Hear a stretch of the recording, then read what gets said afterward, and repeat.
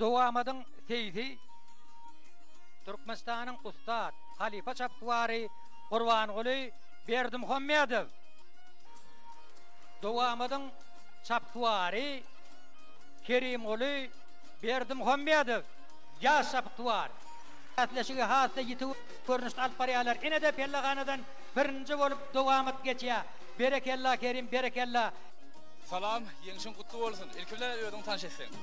Men Aşgabat Şähernäki 43-nji mekdebiniň 6-njy synp okuwçysy Kerimoğlu Berdimuhammedow 12 ýaşymda. Atlaryň ýanyna bile gidýär.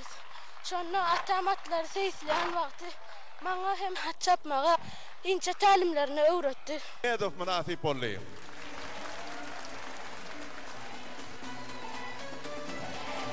Bayragy Türkmen atlary döwlet birleşiginiň başçylygy Anay Howşurýar.